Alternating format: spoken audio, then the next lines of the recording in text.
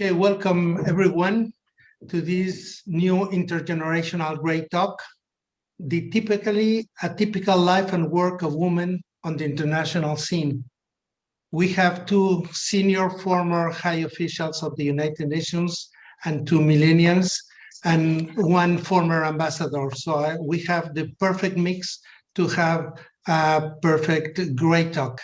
In this occasion, since Manuela, our vice president, is one of the panelists, I will be taking all the questions that will be sent through the chat and share them with our host, which is the Ambassador Bertrand Louis. So Bertrand Louis will present the panelists and will introduce the subject of our discussion. So please, Bertrand Louis, the floor is yours. What a challenge. Thanks a lot. Hello, everybody.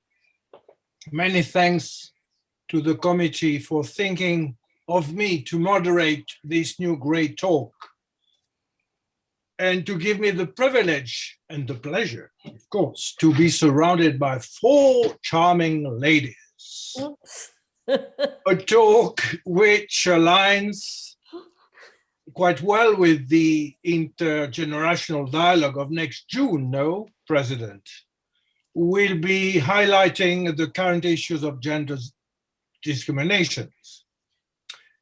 Despite the fact that in my professional career spent in the Swiss Foreign Service as a diplomat, I could not really experiment the issue of gender equality from inside, of course, the United Nations and international organizations.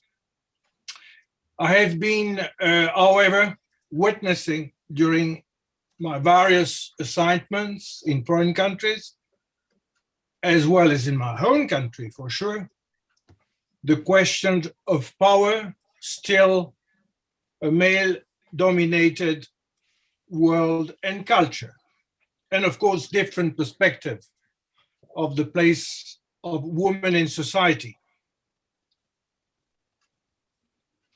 Let me have a look on my notes and I get them together. I would like to mention that according to a recently published World Economic Forum report, you got me? It's okay. You hear me? Yes, yes. Oh, sorry. A recent published WEF report, another generation of women will have to wait for gender parity, while the health emergency and the related economic downturn of the COVID-19 have impacted women's rights. Sorry. What happens? This is the COVID-19. A COVID-19 which have impacted women's rights more severely than men, from their role as frontline healthcare workers, often with adequate protection, to the loss of jobs as the informal economy shrinks. The main gaps are well known: political empowerment.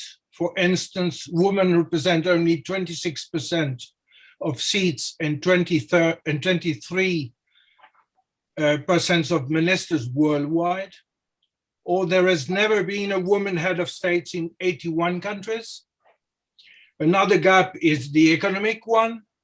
Women representing 27% only of all manager positions, and education and health, where the progress is higher than for economy and politics, but still with nearly and only 40 countries only at parity. On a positive note, however, a recent research by UN Women shows that when women are in power and overlooked policy issues, such as ending violence against women, child care services and healthcare gets more attention. It is also interesting to note that when women are in power, there is often less governmental corruption and political parties are more likely to work together. Let me recall finally that it's also, or gender parity is also, of course, a commitment, and the empowerment of women is an integral part of the 2030 Agenda for Sustainable Development, and its implementation should contribute notably to progress action of all SDGs with the achievement of a 50-50% culture.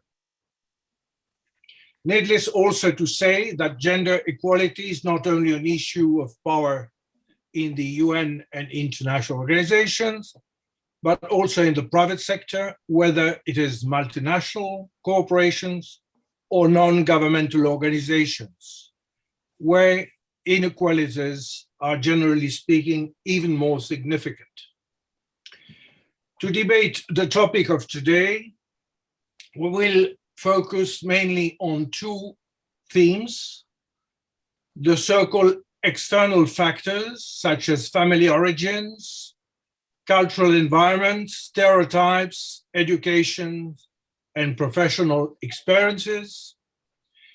And the second theme would be the introspective factors which influence women workers in management positions, such as values, personality, personal relationships. And these two themes, around 1 hour, will be followed by a Q&A session with the audience of 30 minutes.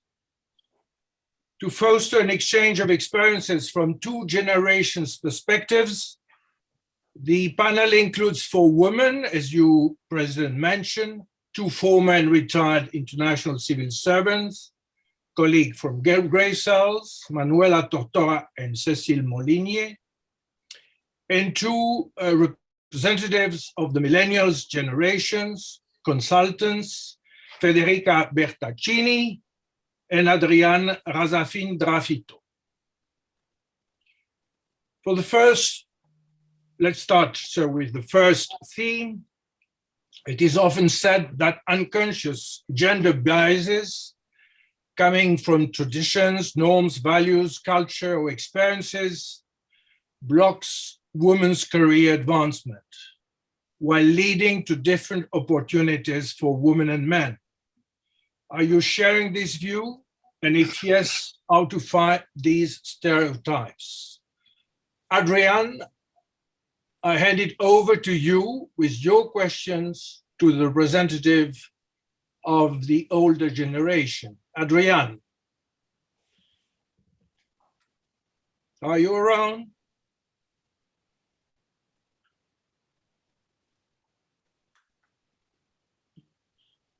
President, have you Adriane online? Hello? Hello, hello? She's here. She's just having trouble with her microphone. Microphone's issue. Okay, Adriane, are you online? Has an issue. Yes, I am. Can you hear me? Yes. Yes. Yes. Yes, I do. I selected the wrong microphone, right. So thank you, Bertrand, for the presentation. Just to let the public know a little bit, I think we'll ask with a few questions because we have a few themes to cover, and then we'll give our reactions to these answers as well as the questions from the public at the end. Okay, so the first theme is family, culture, stereotypes, origin, and education. We, as people, we're shaped by our environment, our family, the culture of our country, our region of origin, our schools, and increasingly the media. We grow up with stereotypes that influence who we are because they are our first benchmark into the world. And for instance, many women report the importance of their mother or another woman of influence in shaping their ambitions and dreams. And others actually reject the stereotypes to which they were exposed from an early age. How was it for you, Manuela and Cécile? Should I start, or Cécile, you want to start maybe? Okay. Ahead. Well, actually, I was born and raised in France, and in a family of teachers. Both my parents taught at the lycée. They both taught English. They had the same level of qualifications and they taught the same level of classes. So as I was growing up, there was never any question in my mind that I would not be a quote unquote working woman later on. To me, it was a matter of course, because the people around me and their parents actually, and most of their friends, both worked, and a number of them were teachers. So I grew up in that kind of environment, and I was also either consciously or unconsciously influenced by the fact that my parents had studied humanities, so I did study humanities also. And as you all know, it is a subject, it is a field of study where women are very present, and including at more senior levels. So in terms of stereotypes, I don't think I had to fight any of the biases about a woman's place being at home, taking care of a husband and of the children, all the more so as all of the domestic tasks in my family, because of the work my father and my mother did, were equally shared, and also the fact that my mother was not particularly interested in domestic tasks either.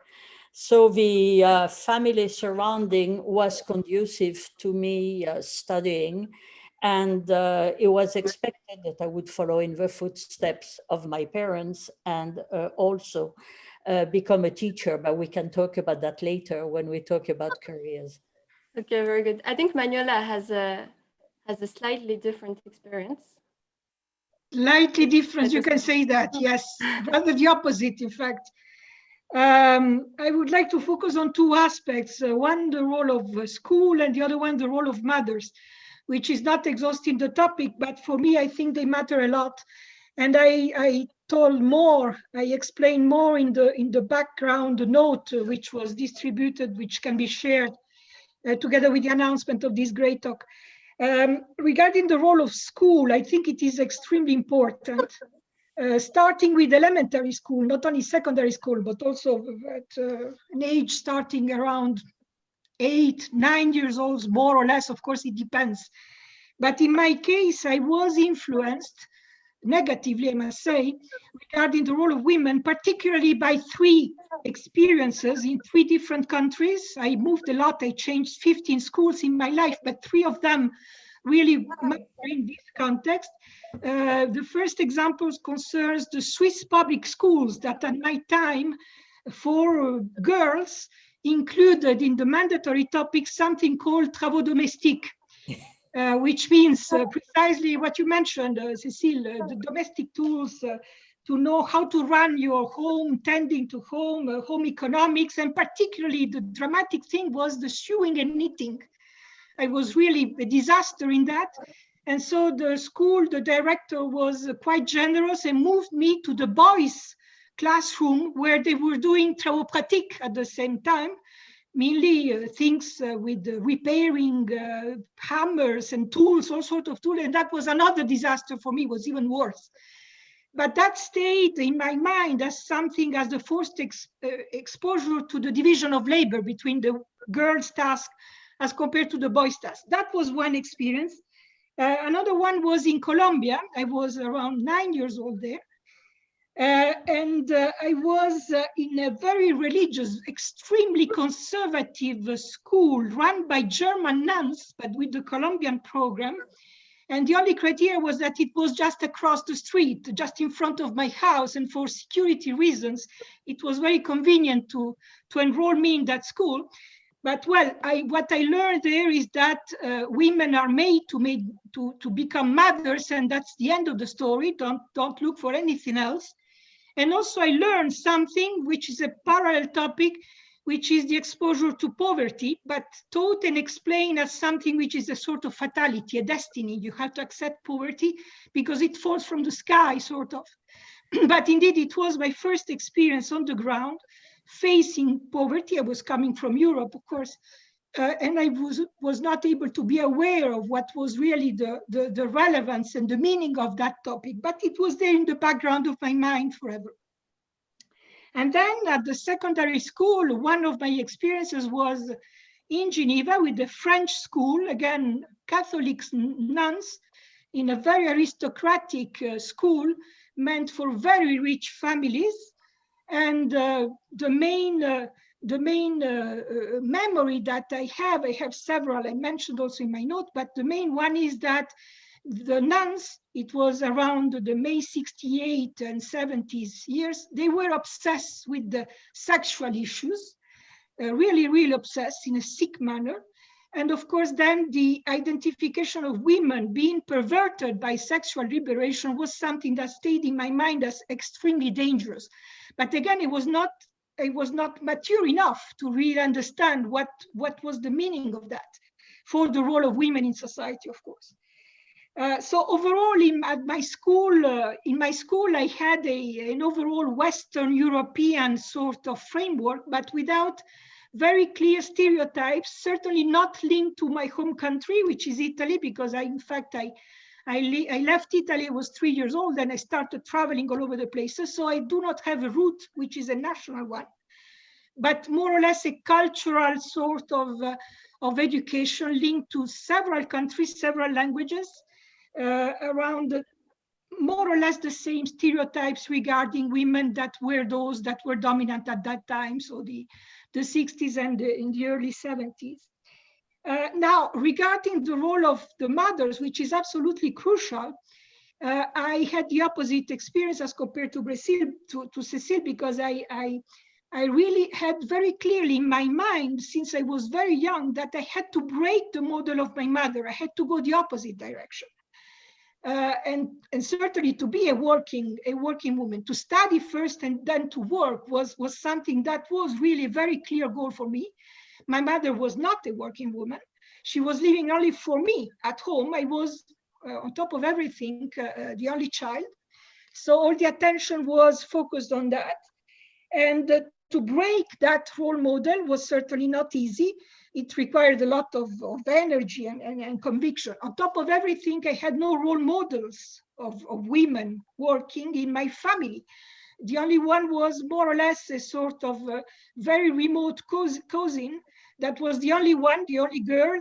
She was older than me. She was 10 years older than me, who studied at university, the only woman in the whole family. She became architect. And she was presented to me as a very good model of an intelligent girl, very bright, extremely intelligent, so intelligent that as soon as she got married, she abandoned the career. So that was also not exactly the kind of good example for me. To conclude on the role of mothers, of course, they matter a lot for a girl. That's quite obvious and natural. The bonds, the linkages between a mother and girls are extremely strong, even more than or different as compared to the linkages between fathers and sons. But mothers also matter a lot for boys in shaping, since they are very young, in shaping their own attitudes and mindset regarding the relations precisely with girls and then women later on. I will stop here for this topic unless you want me to elaborate more. No, I think we can, those are very interesting experiences. And I've interviewed a few people who reported the same, like some people went the same way as Cécile, where they were pushed already, it's also my case, from an early age to study, and others had to fight the odds, let's say, to get there. So yeah, and everybody reported in the importance of the women around them, not necessarily to follow, but also sometimes they just reject it and go the other way. But maybe we can go to the next questions first about education and professional experiences. So today we hear many organizations, well, in Europe at least, or in North America, who have implemented or had to implement policies to hire more women and to bring gender balance to the workplace. In practice, it's actually more difficult. And as women climb the ladders, they report more and more incentives to stop there and not to reach the top. So it would be interesting to know from both of you, What challenges did you encounter in your career? And what advice would you give to a younger woman who's currently struggling to navigate the stereotypes? Because they are different in your generation, of course, but there are a few that still remain today. Well, maybe if I can follow from what I said earlier about my upbringing and my education at the lycée, the logical consequence was for me to go to the university. And actually, the person who put very strong expectations on me, at least visibly and obviously, was my father, even more than my mother, and he expected me to do even better than he had done. So, as most of you know, the French educational system, especially in those days, I'm talking about the 60s, since I got my baccalaureate in 1967, was still extremely elitist, and the way to go was to try and go to what is called les grandes écoles in France, and then move on to get the agrégation. And then the idea was that I would become a university professor. That was the ambition for me.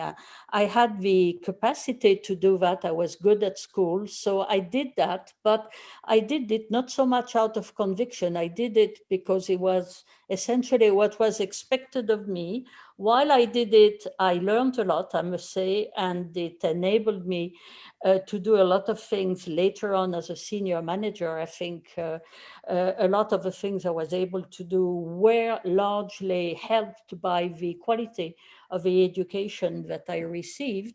But at the same time, I knew that I did not particularly want to be a teacher and to do that for the rest of my life. But I was not sure what I wanted to do. So my education led me naturally to English language and literature, which is what I did. And then I had the opportunity for 2 years to teach at a university, a very exclusive all-girls college in the US. So at the same time, I started teaching and discovered the US. I'm talking about 74 to 76. The US was very different then from what it is now. But what struck me when I landed in New York, and actually I landed by boat. It was my first trip to the US.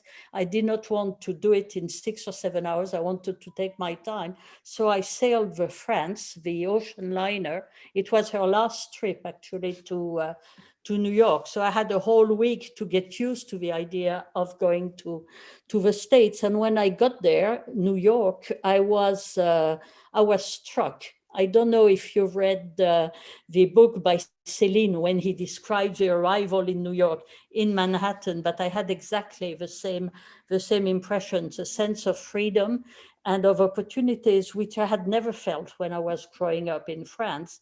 Why am I saying that? Because all of those incidents, so to speak, shaped in a way my career. That sense of freedom that I discovered when I was in the States and in New York made me realize that I did not want to remain in France, and that I wanted, if possible, to live and work in the States. And what happened is that by chance, by complete chance, my grandmother saw an announcement in a paper. They were looking for translators at the UN, and this is how I joined the UN.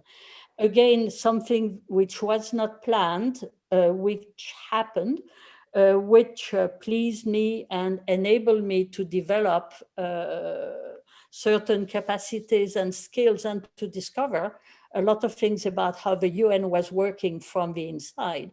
But starting in conference services was a bit like the continuation of studying humanities and English, in the sense that, again, it is a field that is predominantly female, where women occupy positions at all levels, including at the highest level. And it was only later, when I moved out of conferences to administration and management via a 2-year stint as vice president of a staff association, that I moved into departments at the UN and power structures at the UN where the most senior people were men.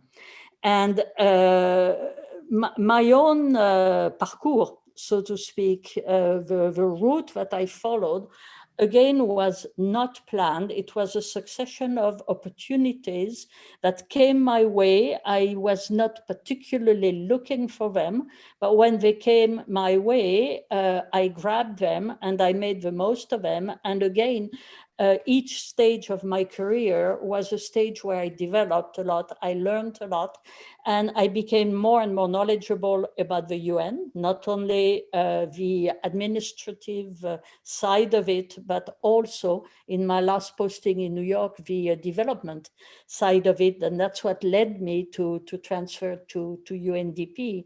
Now, through those stages that took me from junior entry to the P5 level, the people who actually helped me move up the ladder were the people I worked with directly, and those were men in senior positions with whom there was never any kind of ambiguity about our relationship. The relationship was always purely professional. I don't know if that speaks what it says about my attractiveness, but what it means is that, in fact, I did move up the ladder with the help and the support of men. And that's anecdotal, but in many instances, the people with whom I had the most serious difficulty and from whom I encountered most hostility happened to be women. I think that's more anecdotal than something from which you can draw significance, but it's important to realize that helping younger women move up the ranks to more senior positions will not necessarily be done with the help or through the help of more senior women, but it can also, in many instances, be supported by men who feel very strongly that competent women should occupy positions of equal responsibility as competent men. And I must say, my career at the UN, which coincided with significantly increased numbers of women at more senior and now even the highest levels of responsibility, I think was helped by the fact that the UN has a number also of national civil services, is an equal opportunity employer where opportunities are considerable. It doesn't mean that it's easy everywhere. And in particular, when I moved to the field with UNDP, I joined UNDP in '92, and I became a UNDP res rep, a resident representative and a UN coordinator in '94 in Africa. Now, in those days, women resident coordinators were still relatively few, and the field was male dominated. I never felt that among my colleagues, including the senior level of management in UNDP, I was treated differently because I was a woman. But, and I will say more about that when we talk about the international context, as I moved up the ranks and as I worked in the field, I was more and more aware of situations where young women were given a very, very tough time by their counterparts or by their supervisors. But I will talk more about it when we come to the international context. Thanks a lot, Cécile. It's an interesting point, in particular the point where you said that actually a lot of trouble came from women. I heard different and interesting views recently where people were actually talking about the fact that maybe, because there is so few women actually in there is a scarce competition among them. So they fight to, not necessarily to push the other down, but to keep their kind of golden spot, let's say. And it's something that I have felt in the private sector, in the previous company in which I was, where there were not many women in those decision-making and important positions, and they were not so nice to each other. They were really not nice to each other, while men tend not to feel this competition with women. And I mean, I'm happy that there are within the UN at least some men who are ready to support young women. Yeah, Manuela? Yes, I have to share exactly the same conclusion. I never had problems, and certainly not major problems, with men colleagues at all levels of my career. I always had problems only with some women, of course, not all of them, but some women, at middle and senior level, more or less. Yes, I think that the factor of competition, so linked to the fact that there are not a lot of women in this position, may probably be an explanation, certainly not the only one. But there is also another aspect that I would like to flag, and it is that at least until very recently, women were not used to have this role of helping other women. We're not aware of this role as they are today. So this is also missing in the time when I had to climb the ladder. And there is another thing also, is that men, since ages, are used to have very strong men networks. I mean, to link among peers and colleagues and friends. They love to meet at the bar and to establish really a network of informal linkages. And this kind of culture of network, if I can call it like that, is not really as natural as it is among men in the women environment, particularly regarding work. Maybe outside work, yes, but certainly not within the working environment, and certainly not at my time. I think it is more and more now, more and more frequent now, that women like to meet together within their own working environment, precisely to share experiences and so on. But this is a relatively recent phenomenon. So all that has to put in the context. And I think it is important for you millennials, to understand these differences, because we are not talking about 3 centuries ago. We are talking about yesterday, just last generation. So what changed in a matter of 30 years, 20 to 30 years from one generation to another one is absolutely impressive. I mean, the quality and the kind of relationships, the role of women at work changed immensely with an acceleration that certainly was not there during my mother's or my grandmother's time. So it is really a recent acceleration of changes, which is a very positive one, of course. But you have to be aware of where we come from, because otherwise you do not understand where you are going and what are the obstacles that we had to face, because one never knows, they may come back in a way or another. So be alert. We conquered the territory. We are very happy with our victories because you enjoy now our victories. But be careful. The alert should always be, ready to react. You never know when you will find a man that pulls you backwards. Now, regarding the question which was education and then starting a career, I mean, the process, moving from university to the first job and so on, like Cécile, yes, it was a series of accidents. For me, certainly not planned at all. Everything happened by accident. I decided to go for political science and international relations. That was more or less a natural choice for me because I am the daughter of an international civil servant. So obviously I was more or less oriented towards that. And my father put no objection at all, absolutely. The only thing that he told me was, you choose, you decide, you do whatever you would like to study, except law. Do not study law because it is so boring.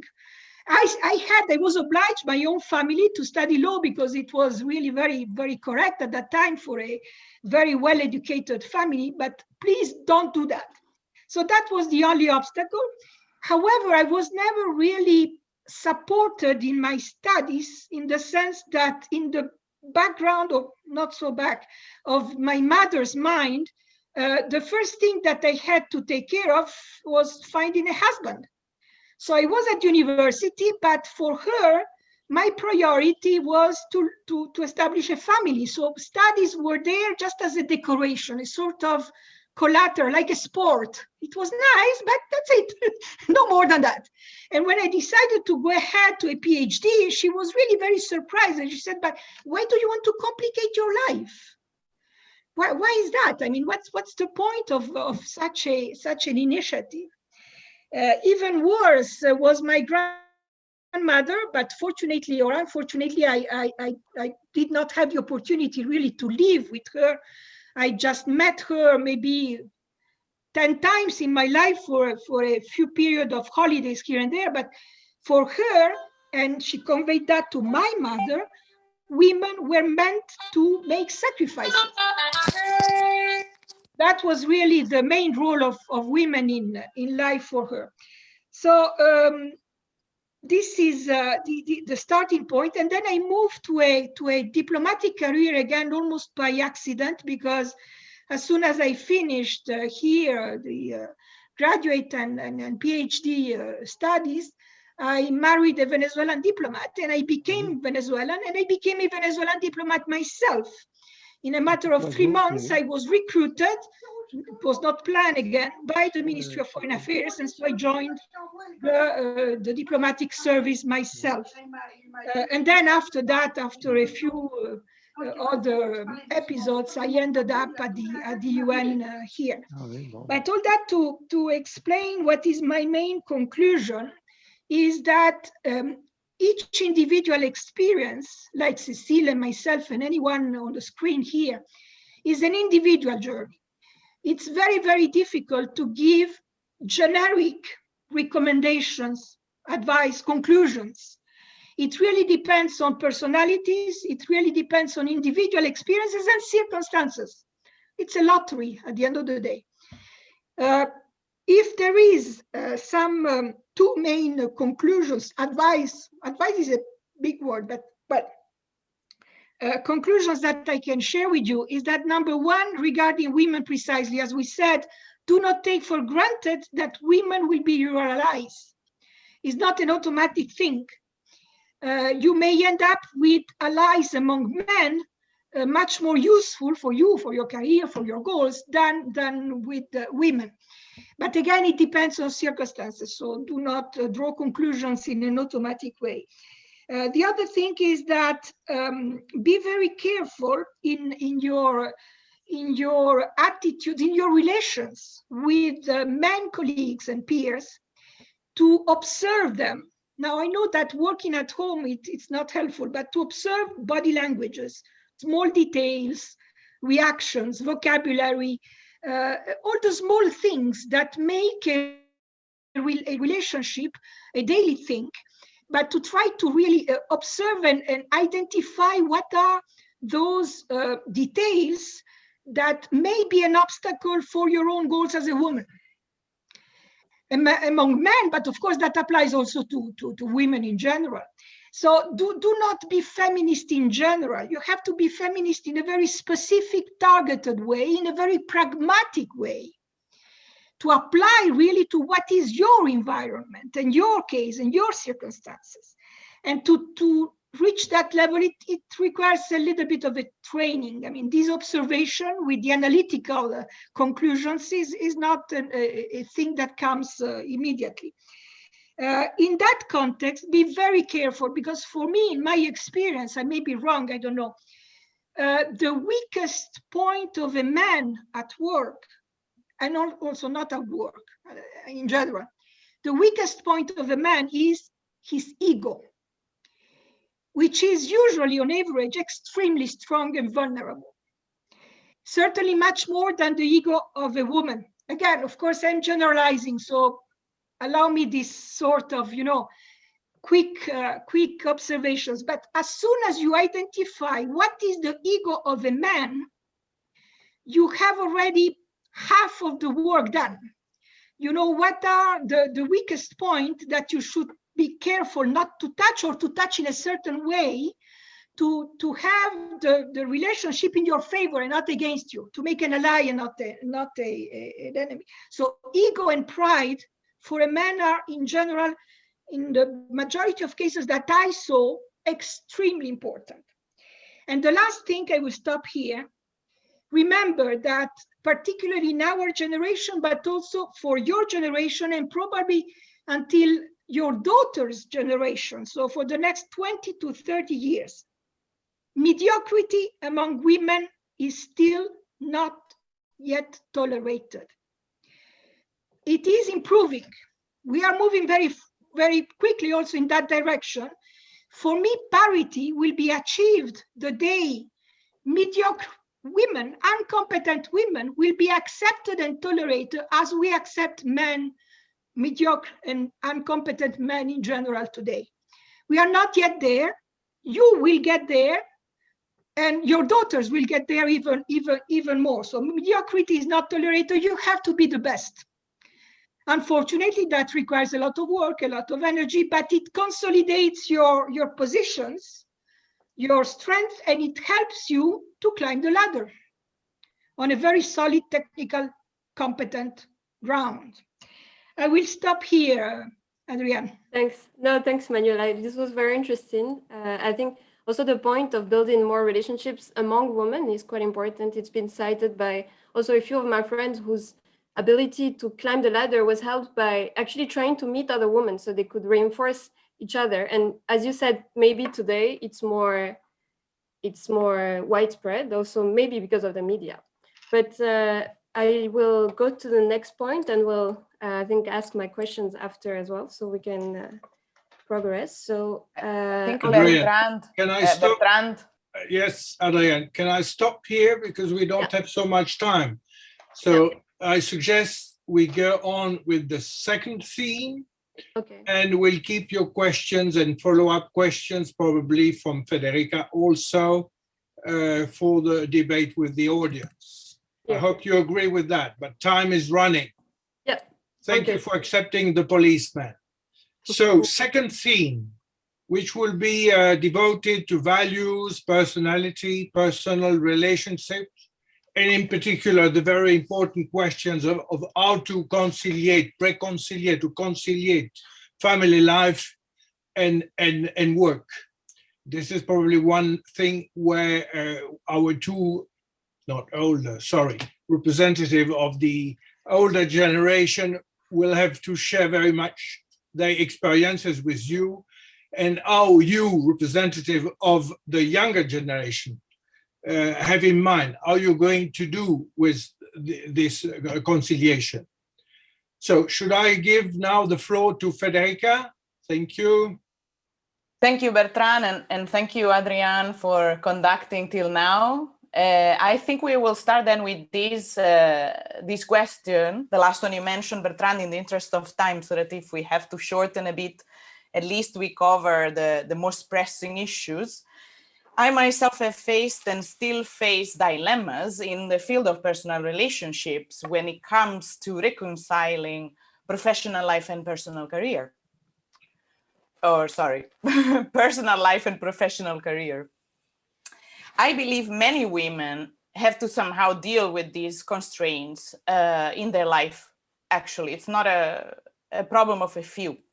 How did your career influence your relationship with, first, your own self, second, your family of origin, or maybe this we've already talked a little bit about, but third, especially as Bertrand mentioned, romantic relationship, including not just having a family of your own, but also like a partner, a long life partner or not long life partner. Do you want to share with us any insights on these topics?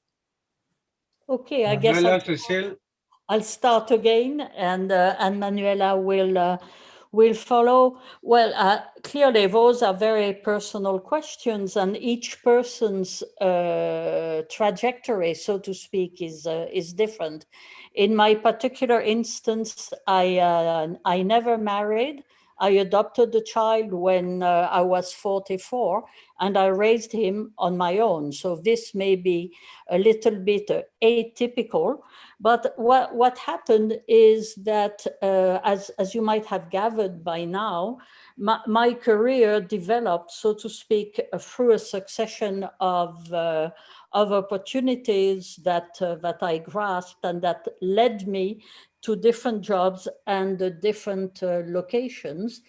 And I did, of course, throughout that time have relationships. Some of them were long, others were less long. Circumstances were such that I never married, but I always felt that I wanted to have a child. So since my famous biological clock was ticking, and there was one particular episode in my life that kind of not precipitated, but crystallized the decision I had been thinking of for a long time to adopt a child. I was lucky in the sense that by the time I made that decision and I went to Guatemala to pick up the baby whom I adopted, I was already living in Africa in the field and in circumstances that made it a lot easier logistically and materially to raise a child, a very young child at the beginning, while continuing with my work, which was extremely time consuming. Now that, of course, was extremely helpful and may not be the case with everyone. I never in a way had to choose between my personal life and my career. The career developed, I went along, I enjoyed it thoroughly, and I organized, so to speak, my life around it. It doesn't mean to say that I did not feel lonely at times, but at the same time, my personality is such that I've always made my own decisions for myself based on what I believe was right. And I never felt the need to be restrained in my decisions because of a relationship. But looking at the women around me, the few women at the beginning, as I said, talking about the 90s and the beginning of this century, who were in equivalent positions with me in the field, most of them were either geographically separated from their spouses. In other words, they had been assigned as resident coordinators. A number of them were with their children, but in many instances, the husband had not followed because his career did not enable him to do that. Nowadays, it's different. I think there's a lot more mobility in careers, and it's more and more possible for couples to pursue different careers but remain physically together. The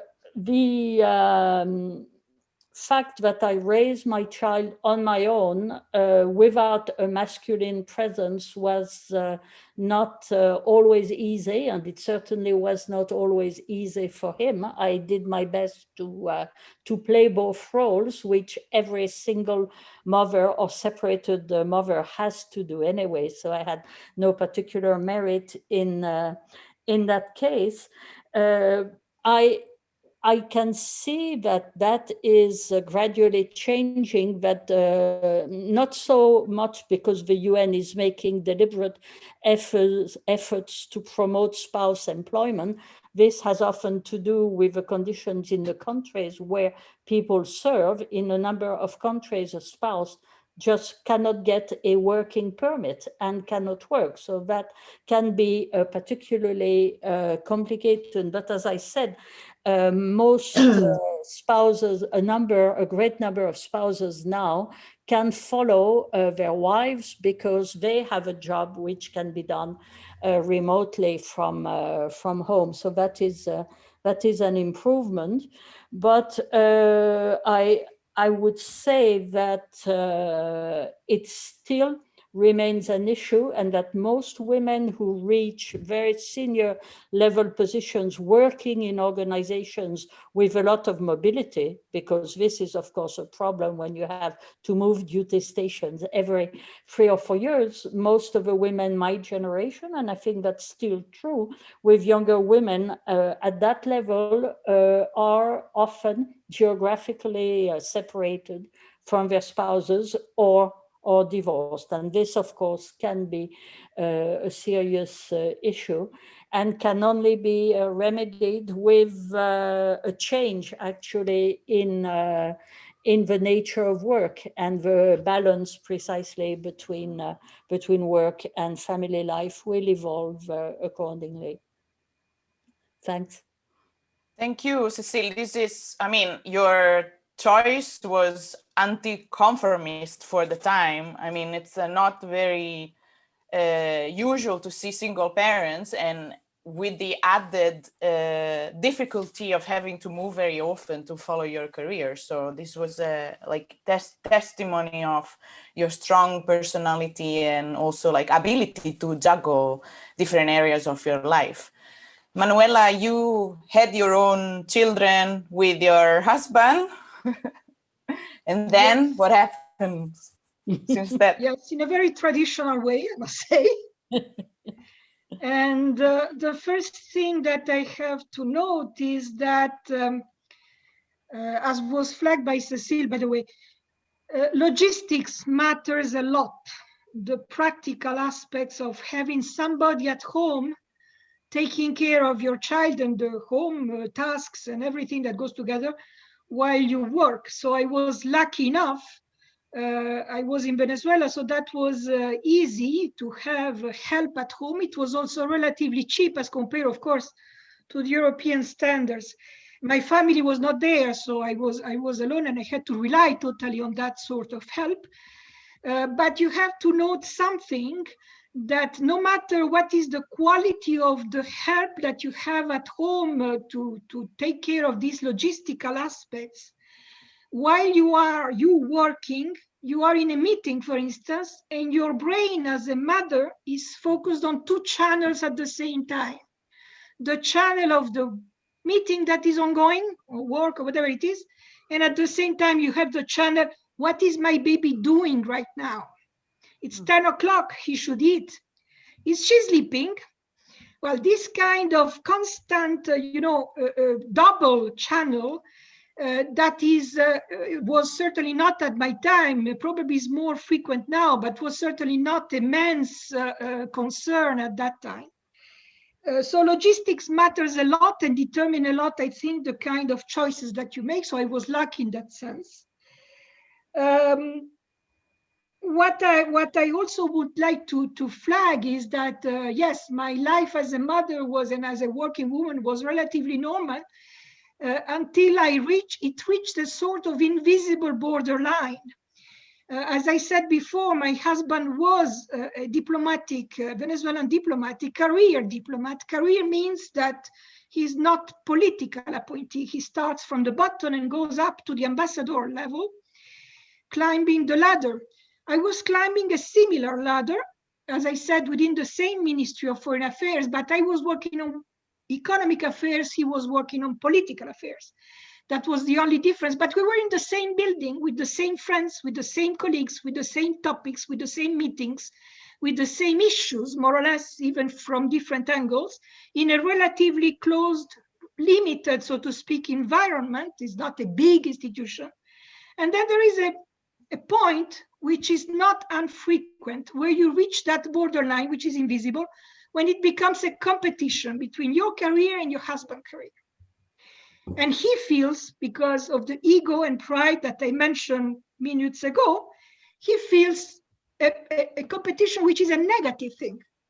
Really, competition in the sense you are stealing my own visibility among my own friends, which are also your friends, which are also the same colleagues in the same environment, as I said. And as soon as you reach, or he reached in that case, very visible political responsibility up to vice ministerial level, I was a little bit below that. And anyway, I could not be ambassador because I was naturalized. But that became, of course, an issue. So at one point, he was appointed at the embassy in Colombia, and I moved to Washington with my daughters. I took my suitcase and I went, and that was the end of the story. So I'm happily divorced after discovering suddenly in a very quick manner that this competition was indeed an obstacle which was very difficult to manage, because circumstances are also what they are. You cannot change things. You cannot change assignments. You cannot change reactions. There are very few things that you can do to manage that competition. But anyway, as I said, I am very happy with what happened later. I managed to have my own career after that. This is how after that, after the World Bank, I ended at the UN. And I think that, well, I am more or less normal, not only I survived, but I am more or less normal in my continuation as a mother, more or less, with some nuances here and there, but that's another story. So be careful with that, as I said before, ego, pride issues, because suddenly, as happened to me, you discover things that were not at the beginning of the process, were not there, that grow up because of circumstances, later climbing the ladder. Salaries, of course, are one issue. At one point in time, my salary was 3, 4, 5 times the salary of my husband, just because, well, these was the reality. It was not on purpose, it was like that.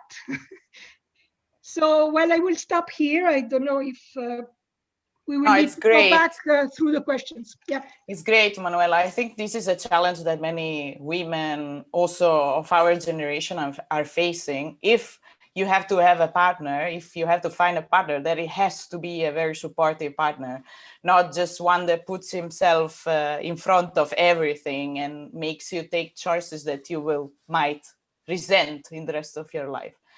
So I think it's great what you shared with us concerning the normal mother. Maybe we should see if we have your children, both of your children online to ask them. I don't know. One of them certainly. I don't know about the other one. I don't think so. She's working. She is on the other side of the Atlantic, so quite difficult.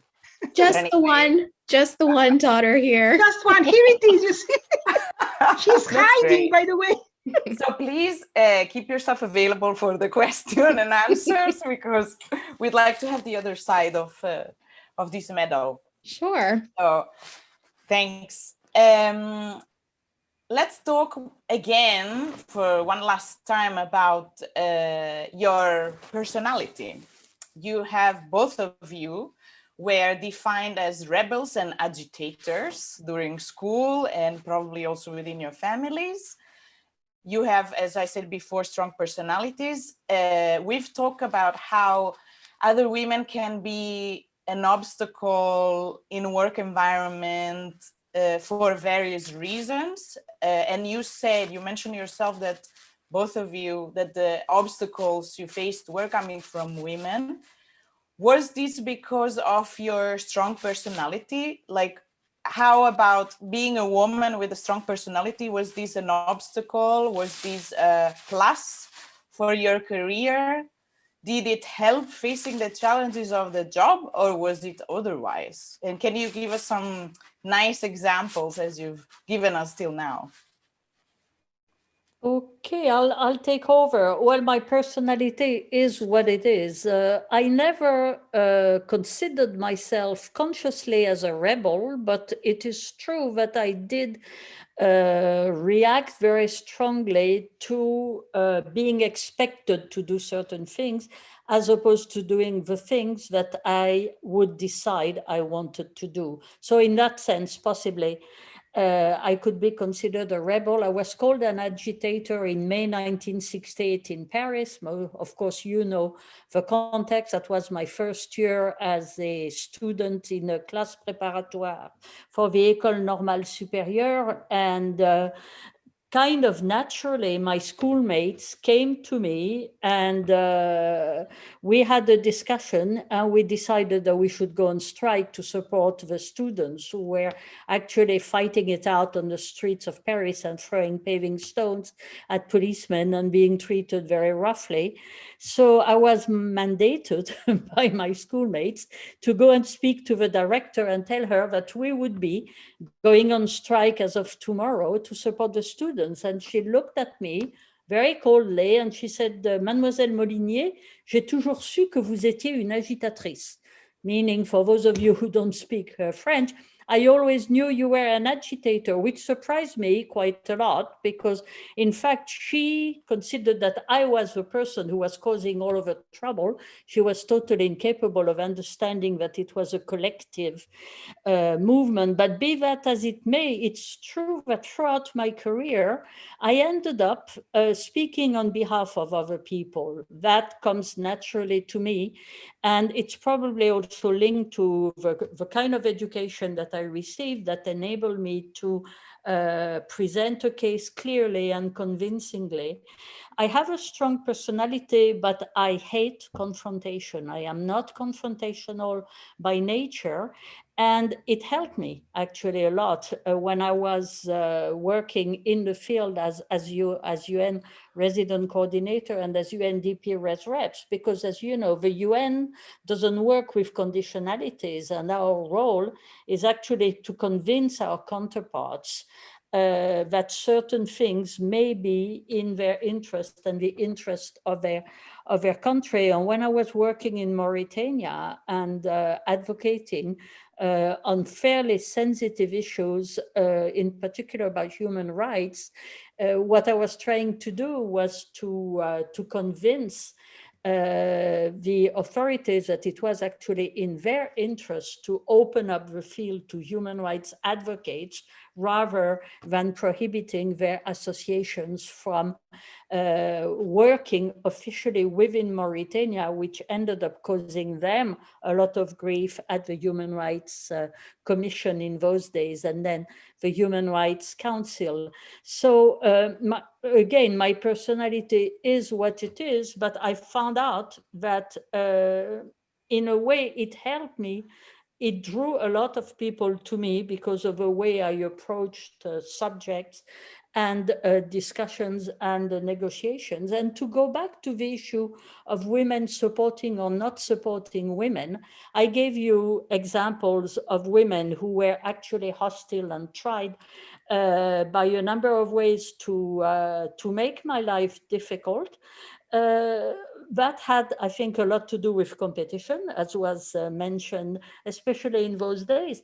But there's also a myth that women cannot work together as a supervisor and subordinate. And as it happened when I was a director of the office in Geneva, and before that, when I was a resident representative in the field, in several instances, I had women deputies, and we always got along remarkably well. They all had very strong personalities, different, but very strong personalities. And I was very happy, in fact, to see them not only enjoying our relationship, and I learned a lot from them, as I think they learned from me, but I was particularly happy to see them grow and develop even further and now occupy very high level posts. So again, you know, do not believe the myth that women cannot work together. It is just not true. People will try to push women against each other, but we should certainly not fall for that kind of trap. I'll stop there. Thanks, Cécile. Manuela, what would you like to tell us about this topic? Yes. Well, I will not go back to many examples because there are many in the note that I shared with you. I would go rather to some, again, conclusions insofar as I have conclusions. Again, with all the caveats, these are individual experiences and not general conclusions that can apply to everybody. In my case, it's more than strong personality. I would like to talk about resilience that I developed because of all the changes and complicated circumstances of my journey, starting with school, that developed a sort of shield around me. I discovered in a very natural way that if I had to be assertive and convincing, because otherwise I would not survive in the context without friends, with the changing environments, changing languages and so on. So it came naturally with the process itself. Now, if this is having a strong personality that is developed because of circumstances, I don't know, maybe. But certainly for me, it was more resilience than just strong personality.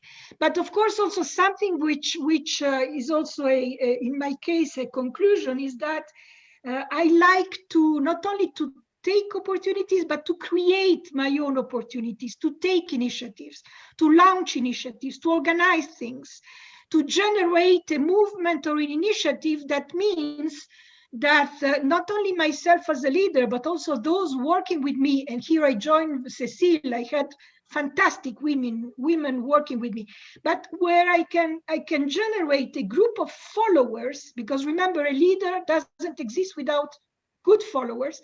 So where I can generate a group of good followers that really then produce an initiative that I created in the first place. So this is also a sort of an aspect of personality, a very personal one, again, individual, but it also depends on circumstances.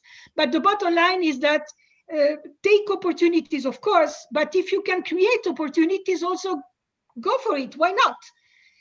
There is one recommendation, which is a very important one, which is related to the mediocrity that is not tolerated among women that I said before.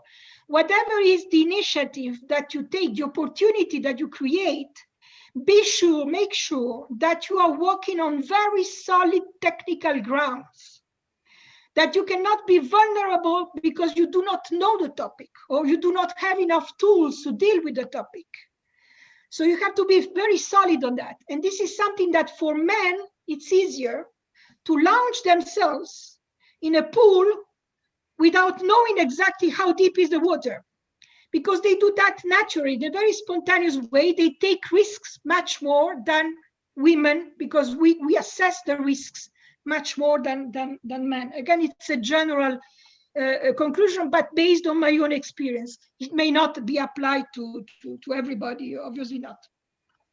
I will stop here, Federica. I think it's very much you applicable. Still have questions, Federica? Sorry, have you still questions? Just one. Okay, and Adriane also follow-up questions on the first theme, if ever, before we open to the debate with the audience. No? Federica. See, I can skip the question. I just wanted to tell something to Manuela, because I think what we are talking about here is that, you know, women have to be the best. I think everybody has to be their best, at their best. And it's a little bit sad, and we've already talked about this also in private, that women are asked from other women, or are told from other women, the only way to survive is to be the best. Like, of course, like, we try to be the best, but sometimes it doesn't even matter if you are the best. And this is the saddest thing, because there is no way out. So I think what the tools that you're giving us now through this discussion are that you have to be really much grounded in your own self to be able to face criticisms and to still know that you are the best because you're technically sound. I think this is the biggest takeaway from me from this discussion and other discussions we had preparing this event. And I think that's why you are leading examples for me, for example, beyond your work, also for all the work that you're doing now on a voluntary basis. So I just wanted to share this with both of you and the audience.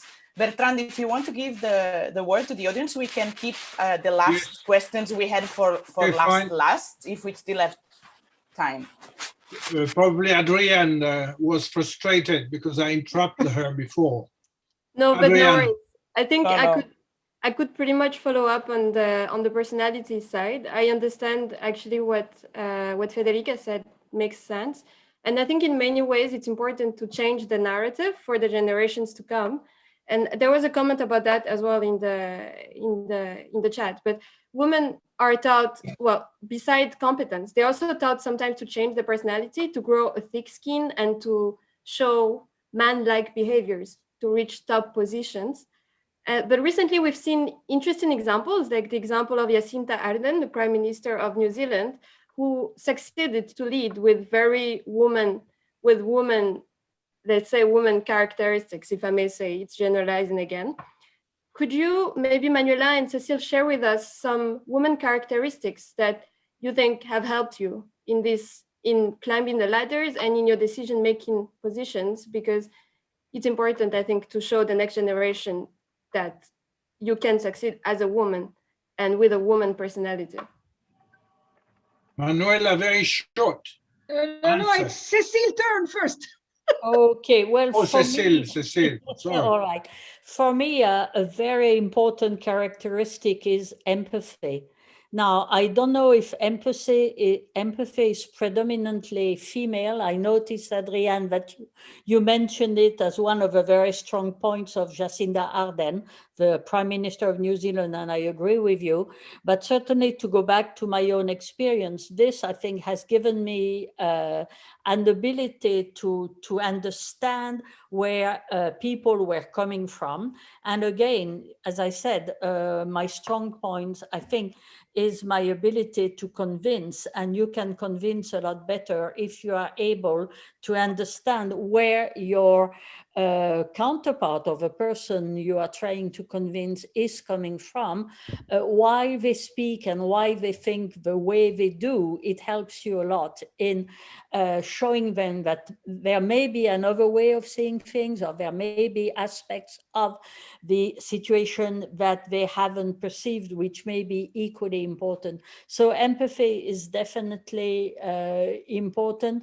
Also, one of the things that I discovered actually when I was confronted with some difficult situation is not only my ability to take risks. Now, you mentioned that, Manuela, and you said that women would take more calculated risks than men, possibly.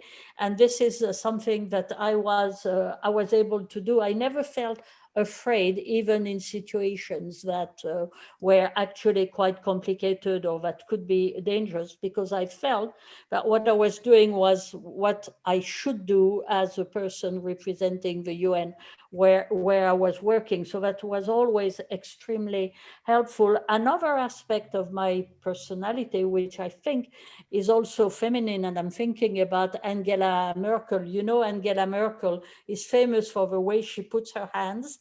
And you know that Germans refer to her as Mutti, which means mother in German. One of the things I discovered about myself was that it was part of my role actually to protect the people who were working with me. But of course I had to do that because I was a designated official for security matters on behalf of the whole UN system, but it also came naturally to me, so to speak, that ability to embrace and to protect people I was working with, and to make them feel more secure, even in complicated situations. So I think those are could be strong characteristics that women can bring to their work, and that does not detract in any way from their intellectual acumen, their strength, and their ability to make a point and to stick to it. Thanks. Short comment from Manuela. Yeah, very quickly. Of course, I agree with everything that Cécile said. Just to add that I think it's very important for a woman to reject mental boxes that are predetermined, that come from the sky. Keep your free spirit, because that leads to new initiatives precisely. That leads to the capacity to take as calculated risks and innovate in any field. So no mental boxes. However, at the same time, you have to stick to your own convictions. Particularly if you work at the UN, of course, I don't need to elaborate on that. So it is not a contradiction, no mental boxes, but stick and defend and protect your convictions at the same time. And also something that, and on that I will relate to Ursula von der Leyden incident in Turkey a few days ago. What really not surprised me, but I noted it, is that when she was asked by journalists about her reaction after the incident, of the chair and so on, she said, then I sat on the sofa, literally she said, I sat on the sofa and I focused, I concentrated on the substance of the meeting. Mm-hmm. And the word substance is crucial here. This is exactly what I, in my own incidents at a lower level, which I tell more about that in my note, I also focused on the substance rather than the incidents, the superficiality of the incident itself. Because my ego and my pride was less important than the substance of the meeting. You have to deliver a meeting, so you have to save the meeting, no matter what. So substance matters a lot also in your overall, at least in my case, in the overall attitude. Thank you. Okay, thank you very much to all of you. For Manuela and Cecilia, your committed engagement, you're passionate, and the information you gave to us on your own experiences. I think our younger colleague might learn a lot of that. Before opening the debate, and for that I would have the help of our President Alejandro, no? I would like to, I noticed two main statements as far as I'm concerned. The one of Manuela saying that the parity will be achieved the day incompetent women will be accepted at senior level, which is quite provocative, but you are a committed woman, so I do understand your point of view very much. And the one of Esther Guluma, who was saying that true gender equality will happen only when men will use woman-specific characteristics in their decision-making. I think this is two things the two generations might debate among each other, but of course, with now the audience and your participation, active participation, we have run 10 minutes for that. Whom should I give the floor? May I read a couple of questions that have been said through the chat? Yes, one question that was submitted by Francesca Toso is, I wonder if gains in gender equality are being threatened, or if women are redefining the arenas in which they succeed.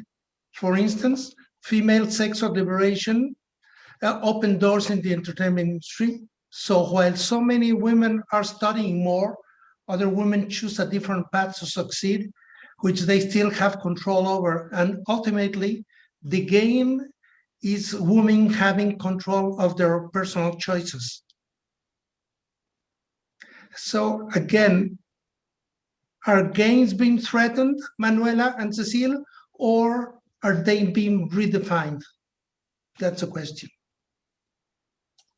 Well, there are constant attempts to threaten gains. I mean, going back to the miracle that happened at Beijing in 1995 with the adoption of the platform for action, you could see that there are attempts at going back on a number of those commitments. So that will continue, because some of the issues that were touched at Beijing go extremely deep.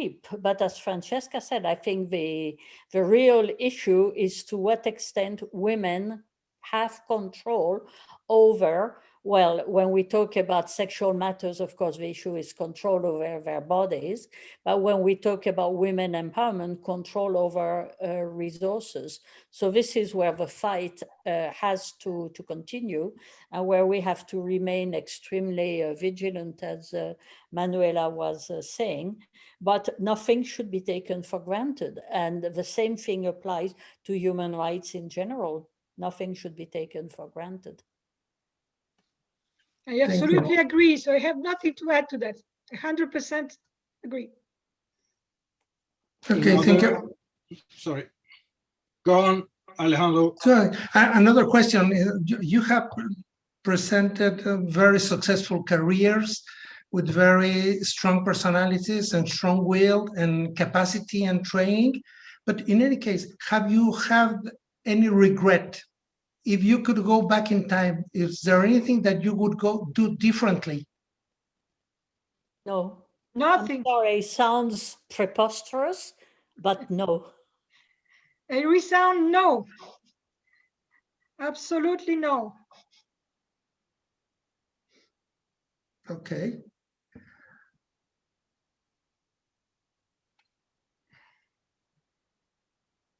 Alejandro?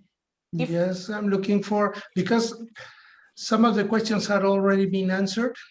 Okay. If we have Does space, the audience have another question? Please raise your hand. No question.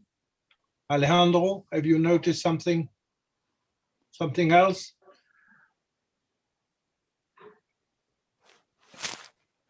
No, I wonder. Possibly I have my own question, because we know very well these two very successful former officials with very successful careers, with very strong personalities, with very strong training and education, and with a very strong starting point from their family backgrounds. But thinking about the average woman with average personality, with average strength, with average training, what would be, are they out of international careers, or international careers are just for the type of person as you just described yourselves? Very strong, very talented, very willing, very well trained, or Who wants is to it open react? to? Federica, you want to react? Or Adriane? I believe there is no average woman.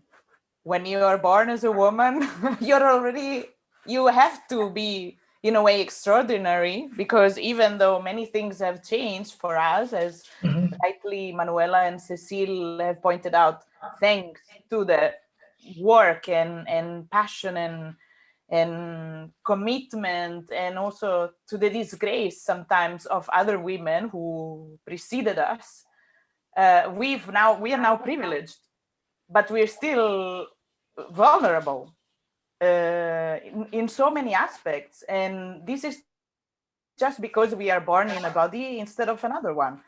So I think there should be space for everybody in an organization as the United Nations, or in an international career, or in the world in general.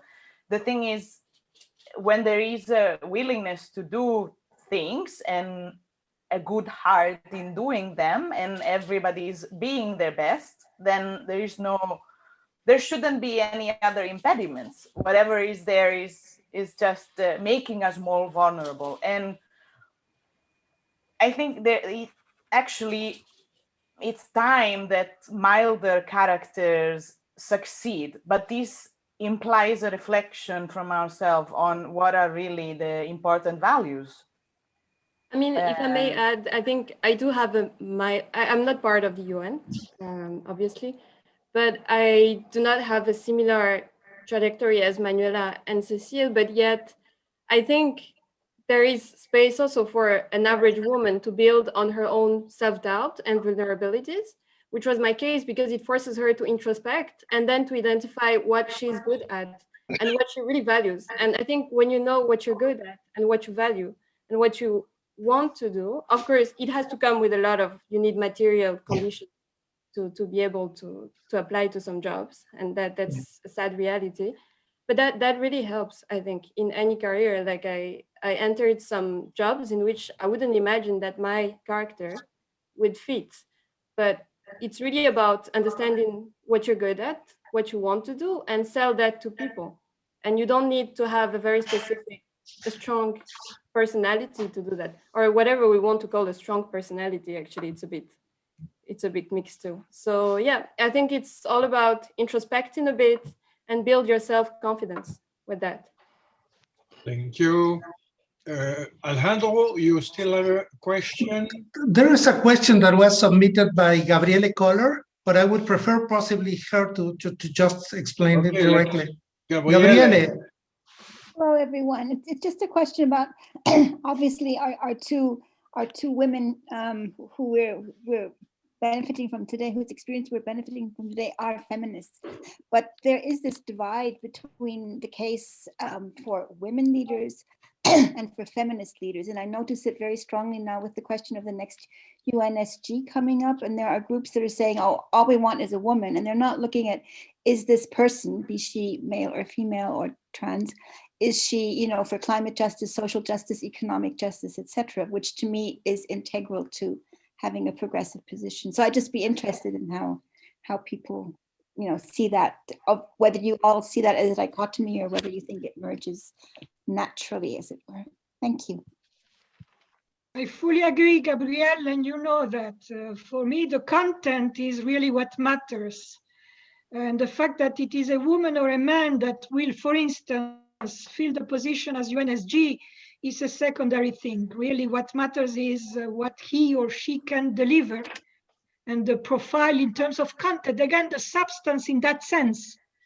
But do not take for granted that a woman will always be or go in this direction, as well as you do not take for granted that a man will be this and this and that. I mean, that's exactly the same.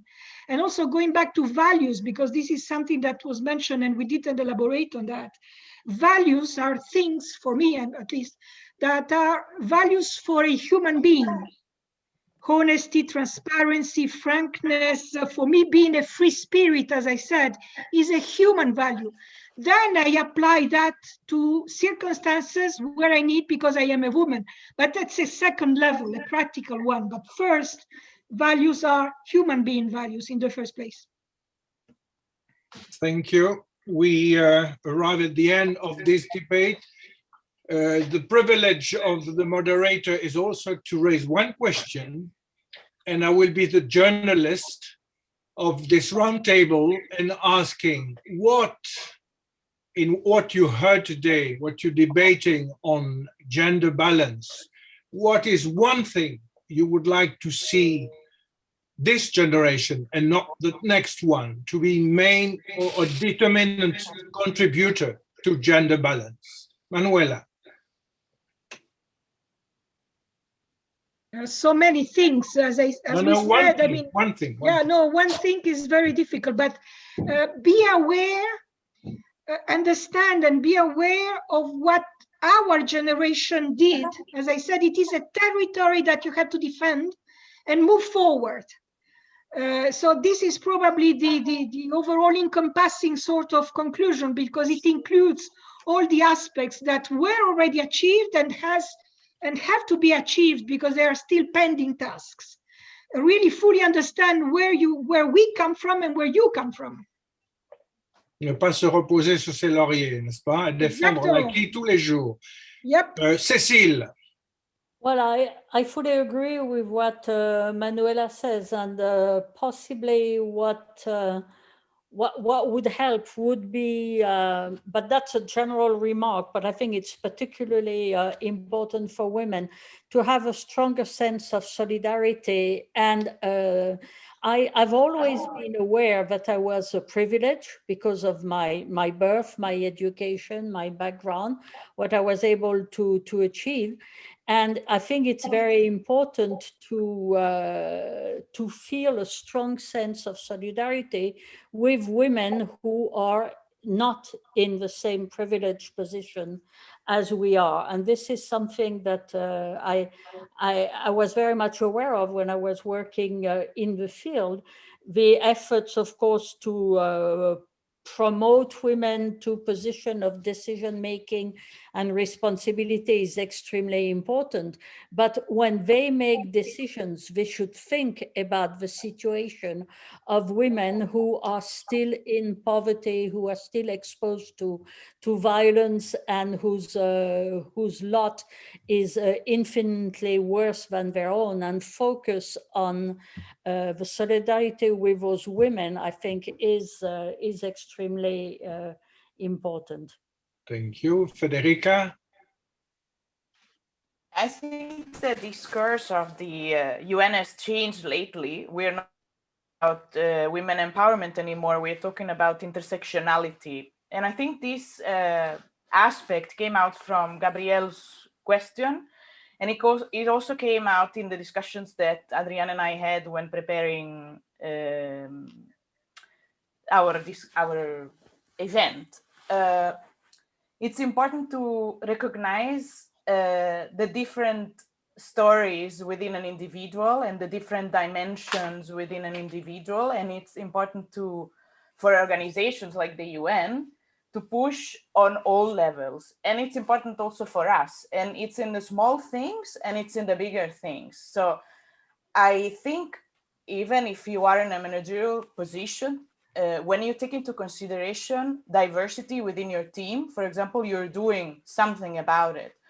When you ask for different perspectives, for debates on decision making, for example, you're doing that. And if there is one thing that we can do, I think, is to practice that being a free spirit, but also keeping an open mentality and trying to fight our own inner biases during our daily actions. So it's a very keeping a check on ourselves and our biases first.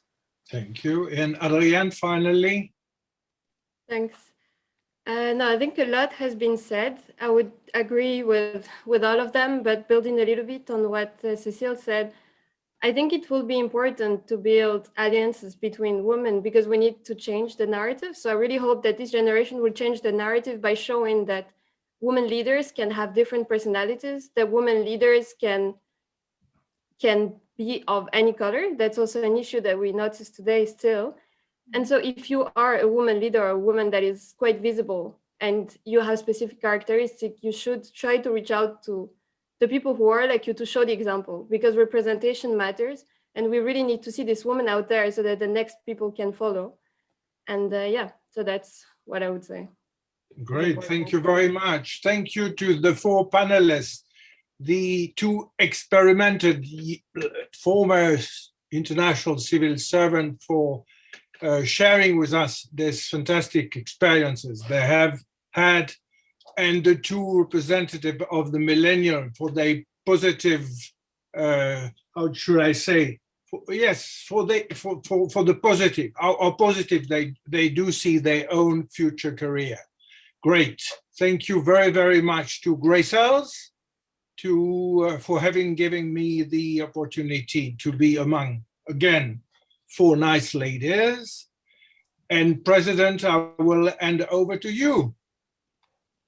Well, thank you very much, Ambassador. Thank you very much for sharing this very interesting, great talk. I'm sure that we could have spent hours discussing this from many different angles, and if we were face to face, the dialogue would have been even richer. Greycells is presenting itself and submitting its candidacy to become a gender champion.